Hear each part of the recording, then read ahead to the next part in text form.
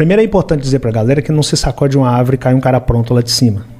Infelizmente, muita gente pensa que é assim. Isso no mundo do empreendedorismo, no mundo dos mega empresários, no mundo da música, nós temos o hábito de acreditar que vai sacudir e vai cair um cara pronto. Com o Rick não foi diferente. Guarde essas 5 coisas que eu vou falar com vocês. A primeira, identifique o principal dom de vocês e depois passe o restante dos dias na terra lapidando isso. A segunda, o conhecimento praticado transforma qualquer pessoa comum em uma mente extraordinária. E essa mente extraordinária consegue alcançar qualquer resultado extraordinário. A terceira, não cobre da terra santa aquilo que você não semeou nela. A vida é a lei da semeadura. Se não plantou, não cultivou, não reclame do seu resultado. Se plantou, cultivou, mas abandonou o cultivo ou abandonou o plantio, não reclame do seu resultado. Você só vai colher daquilo que você plantou e cultivou. A quarta coisa, joga em equipe. Sempre, joga em equipe. Estuda em venda, tudo é venda o tempo todo. A quinta coisa, caso eu não volte, cuide da líder enquanto vida ela estiver. E se porventura ela não suportar, o mais preparado de vocês, assumam a equipe. Cara, era muito forte para um pedreiro, que também tinha o primário, tá falando para 5 crianças praticamente, com a mãe acamada. Sim. E aí meu pai foi viajar. E eu fiquei pensando, o que será esse negócio de identificar dom? Pô, uma criança, né, cara? Esse negócio de lei da semeadura, que a Emília falou, a vida é a lei da semeadura. Eu falei, o que é semeadura? Como assim o conhecimento transforma? Eu era curioso, eu ficava me perguntando essas coisas. E aí um dia eu fui para a escola pública, né? E eu era o ralé da escola que eu estudava. Aí chego lá na escola, os garotos começam a falar que carne era gostoso. E eu não tinha comido carne até 7 anos de idade. Eu de fato nasci no caos do caos da miséria. A gente comia o básico do básico só para forrar estômago mesmo, para não ficar com fome. Aí eu entro na rodinha dos amigos de escola e falo, o que é carne? Aí eles riram de mim. Foi a primeira vez que riram de mim na minha vida. Aquilo foi muito marcante para mim, né? Aí eu guardei aquilo, fui para casa e cheguei lá, minha líder deitada, minha mãe, que eu chamo minha líder, cabeça toda enfaixada. Eu falei, mãe, o que é carne? Ela também deu uma risada. Eu falei, mãe, não é possível, porque até minha mãe vai rir de mim. Eu falei, por que a senhora tá rindo? Ela falou, meu filho, esquece isso. Eu falei, não, mãe, não vou esquecer não. Os meninos riram de mim lá na escola. Eu não vou esquecer. Ela falou, deixa eu te contar. Carne é isso, isso, isso. Mas não é pra gente não, meu filho. Isso aí é pra outra classe, esquece isso. Eu falei, não, mas não vou esquecer. Como é que eu faço? O que eu tenho que fazer para comer carne todo dia? Ela vira para mim e falou, bom, para comer carne todo dia você tem que ter dinheiro. Para ter dinheiro você tem que trabalhar. Só que você tem 7 anos de idade, ninguém vai te empregar. Eu falei, peraí, mãe. Então a senhora está me falando que se eu quiser, se eu começar a trabalhar e eu chegar no dinheiro, eu posso fazer o que eu quiser com o dinheiro, inclusive comprar carne. Ela falou, filho, mas não é tão simples assim não. Eu falei, não, mãe, tá tranquilo. Eu vou trabalhar. Aí ela deu mais uma risadinha, eu falei, a senhora tá rindo de mim novamente, eu vou guardar isso. Aí saí de pé da minha mãe e sentei lá na calçada e tô lá observando, pensando, como é que eu vou trabalhar, né? Fazer o quê? De fato a minha mãe tá certa, ninguém vai me empregar. Só que aí passa um cara vendendo verdura, um verdureiro, a verdura num carrinho de mão, e para na porta de uma casa e oferece verdura para uma senhorinha chamada Dona Conceição.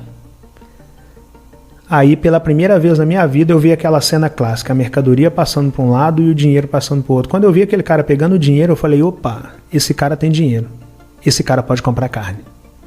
Eu já tinha um lugar que eu queria chegar, comprar carne. Eu nem sabia que aquilo poderia ser propósito, que aquilo poderia ser um projeto, não sabia. Eu só sabia que eu queria comer carne. Eu falei, eu quero perguntar a esse cara como que ele chegou nessa verdura. Aí eu esperei ele fazer o atendimento dele, quando ele passou perto de mim, eu falei, moço, como é que o senhor fez para chegar nessa verdura? Ele virou para mim e falou, olha meu filho, eu tenho uma equipe. Eu falei, esse negócio de equipe deve ser importante. É a terceira vez que eu ouço essa palavra. Eu falei, me explica a sua equipe, moço. Ele falou, bom, eu tenho um financeiro, que é quem compra a semente, eu tenho uma pessoa que planta, depois da pessoa que planta eu tenho uma que cultiva, e depois eu tenho uma pessoa que colhe, e eu sou o cara que vende. Quando ele falou, eu sou o cara que vende, eu falei, não, então eu quero ser o cara que vende, porque na minha mente o cara que vende era o cara que pegava no dinheiro, e o cara que pegava no dinheiro era o cara que podia comprar carne. Então eu só queria comer minha carne, né? Eu falei, eu quero ser o cara que vende. Ele deu uma risadinha, eu falei, o senhor é o quarto cara que ri de mim, mas eu vou comer minha carne, você vai ver. E aí entrei, viro para meus irmãos e falou, aqui, ó, nós temos que formar uma equipe. E eu só tinha um irmão que trabalhava, que é o mais velho. E meu pai nos ensinou aquela ideia que eu falei no início, de que se por um lado não tínhamos muita coisa, por outro lado nós tínhamos uns aos outros. Então, por mais surto que fosse a ideia de eu falar que nós precisamos formar uma equipe, eles já tinham escutado a palavra equipe do meu pai, do nosso líder, então já não era novidade para eles aquela palavra e também não era um surto eu estar falando aquilo, sendo filho de quem nós éramos. Nós somos, na verdade. Falei, Ringo, você é o único que trabalha. Você compra a semente, você vai ser meu financeiro. Uma criança falando com o irmão que ia ser financeiro. Você, Cláudio, vai plantar. Você, Dila, vai cultivar. Você, Romenigo, vai colher. E eu vou ser o cara que vende. Aí plantamos uma horta.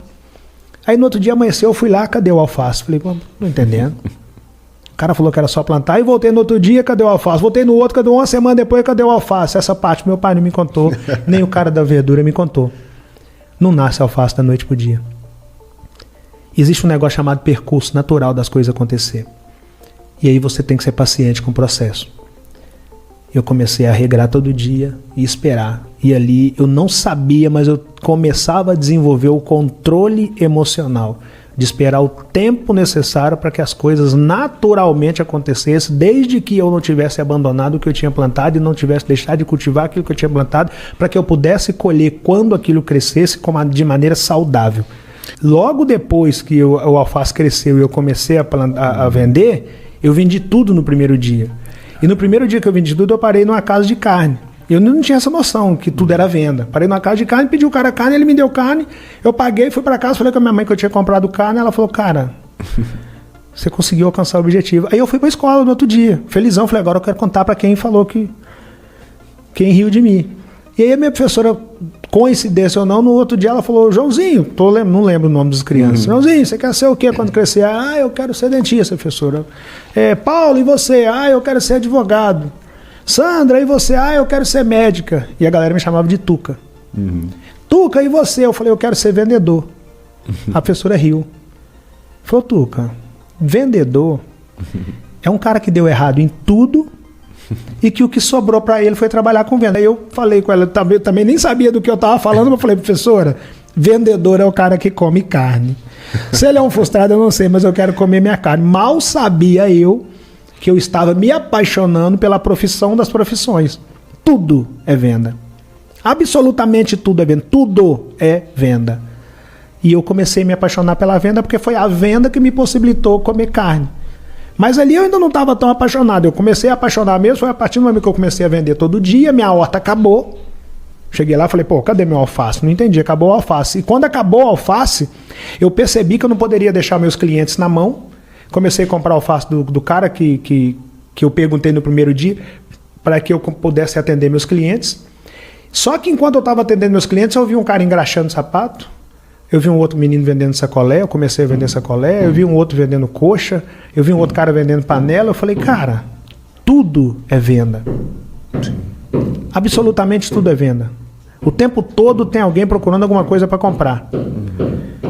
E aí eu voltei para casa e comecei a olhar, tinha um pé de abacate, um pé de manga, um pé de mamão, eu falei, peraí, cara, por que eu não estou vendendo abacate? Por que eu não estou vendendo manga? Por que eu não estou vendendo mamão? Aí eu comecei a ver venda em tudo. Aí eu desenvolvi a seguinte mentalidade, filho da dificuldade, a dificuldade me apresenta como única alternativa a superação, e a superação me apresenta a venda salva minha vida. Só que para você sair da dificuldade, você tem que entender que você precisa superar a dificuldade. O primeiro passo é você entender, estou passando por um momento delicado e preciso superá-lo. A partir do momento que essa ficha cai para você, a vida automaticamente lhe apresenta a superação.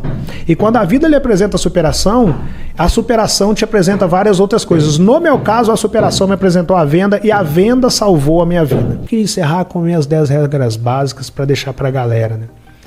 Que eu costumo chamar de as 10 regras básicas de Rick Chess para se alcançar o extraordinário. A regra 1, nunca pense em desistir. Regra 2, nunca se esqueça da regra 1. Regra 3, não vai ser fácil. Regra 4, não precisa ser fácil. Basta não ser impossível.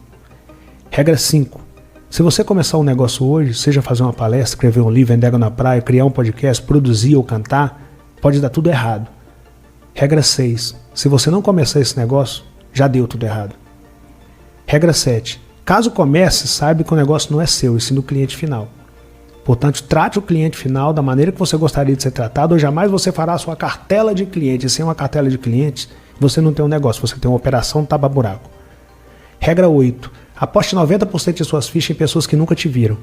As pessoas mais próximas, a princípio, vão se assustar com a sua ideia de querer alcançar o extraordinário. E tá tudo certo, tá? Não se rebele contra essas pessoas. Apenas siga e alcance o extraordinário. Lá na frente elas virão. Mas a princípio não conte com as pessoas mais próximas. Regra 9. Seja um apaixonado pelo próximo nível. Não interessa qual nível você está. Lute pelo próximo nível. O tempo todo. Lute pelo próximo nível. Lute pelo próximo nível. Lute pelo próximo nível. E regra 10. Só considere que a sua ideia está validada após testá-la por 2 anos, no mínimo. Mas, se necessário for, faça igual o Rick. Espere 40.